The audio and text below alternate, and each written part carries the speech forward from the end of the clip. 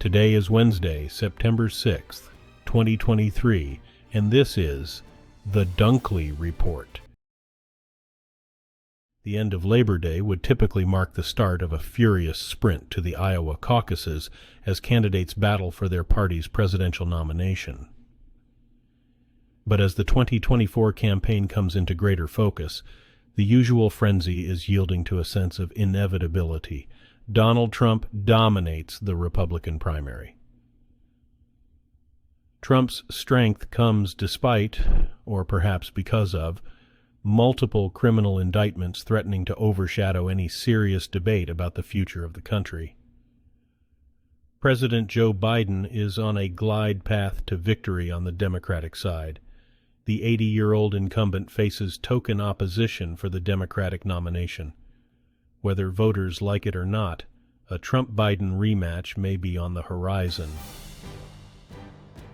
Congress is returning to Capitol Hill to try to avert a government shutdown, while House Republicans consider whether to pursue an impeachment inquiry into President Joe Biden. Senators return Tuesday. Lawmakers will consider a short-term funding measure to keep government offices fully functioning and provide emergency funding for Ukraine and federal disaster funds. A Republican-driven probe into Hunter Biden's overseas business dealings is also on the agenda. Time is running short for Congress to act on the budget. The House is scheduled to meet for just 11 days before the government's fiscal year ends September 30th. Deal-making will play out as Republican Senator Mitch McConnell and Rep. Steve Scalise tackle health issues.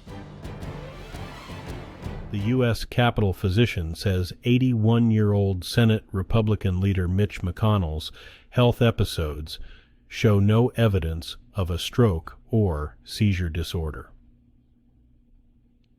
McConnell's office released the information Tuesday as he returned to work at the Capitol. Questions have mounted over the long-serving Republican leader's health. McConnell froze up last week during a press conference in Kentucky, the second such episode in a matter of weeks. McConnell himself made only passing reference to his health in public remarks Tuesday and answered no questions from the press. The situation has fueled speculation about McConnell's ability to remain leader. He fell and hit his head at a dinner in Washington earlier this year, suffering a concussion. A U.S. official says North Korean leader Kim Jong-un may travel to Russia to meet President Vladimir Putin. That's a trip that would bring the two isolated leaders closer together. U.S. officials also said Russia is trying to buy ammunition from North Korea for its war in Ukraine. In return, experts say North Korea will probably ask for food, energy shipments, and transfers of sophisticated weapons technologies. A meeting with Putin would be Kim's first summit with a foreign leader since North Korea closed its borders in January 2020. According to U.S. officials, Russian Defense Minister Sergei Shoigu traveled to Pyongyang in July and asked Kim to send more ammunition to Russia. Former Proud Boys leader Enrique Tarrio has been sentenced to 22 years in prison for orchestrating a failed plot to keep Donald Trump in power after the Republican lost the 2020 presidential election.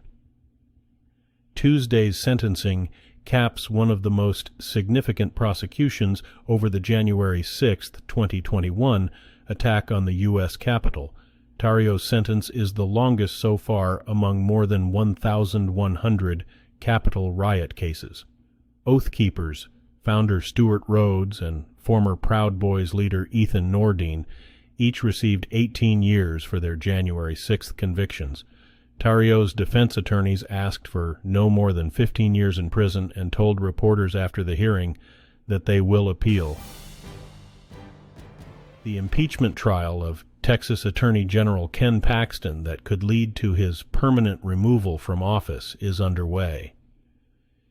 The embattled Republican, one of former President Donald Trump's biggest defenders, entered the state Senate on Tuesday to face accusations of bribery and corruption. Paxton did not stick around for the entire first day. He sat at the defense table Tuesday morning, but did not return after lunch for opening statements. It isn't clear when or whether he will return. The fate of the 60-year-old Republican is in the hands of the GOP-dominated Senate. Paxton has decried the impeachment as a politically motivated sham and says he expects to be acquitted. 61 people have been indicted in Georgia on racketeering charges following a long-running state investigation into protests against an Atlanta-area proposed police and firefighter training facility that critics call Cop City. The sweeping indictment was brought by Republican Attorney General Chris Carr. Prosecutors allege the defendants are militant anarchists who have supported a violent movement that prosecutors trace to the widespread 2020 racial justice protests. The 2-year Stop Cop City effort, at times, has veered into vandalism and violence. Opponents say they fear the Atlanta Area Training Center will lead to greater militarization of the police and that its construction will exacerbate environmental damage in a poor majority-black area. Saudi Arabia and Russia have agreed to extend their voluntary oil production cuts through the end of the year. The dual announcements from Riyadh and Moscow on Tuesday said the two countries would trim 1.3 million barrels of crude out of the global market.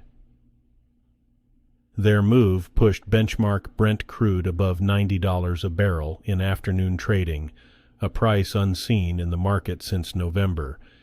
It could increase costs for motorists at gas stations and put new pressure on Saudi Arabia's relationship with the United States.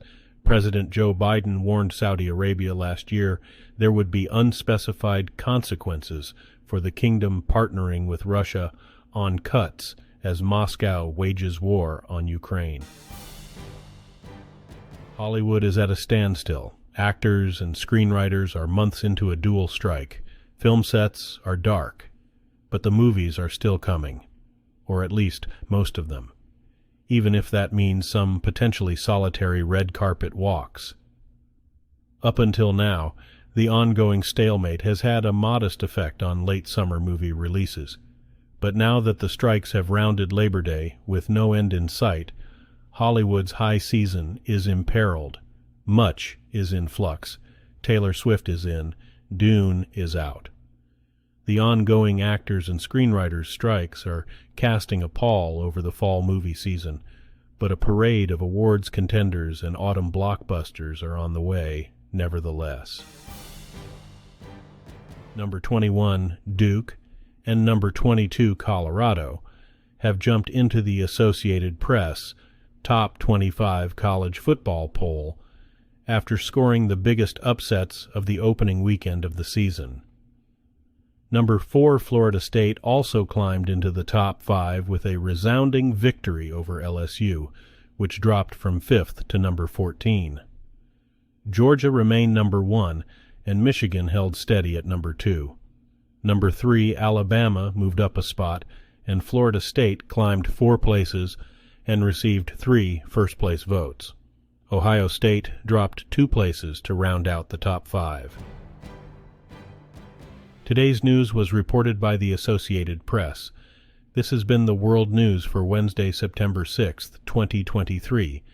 Thanks again for joining us at The Dunkley Report.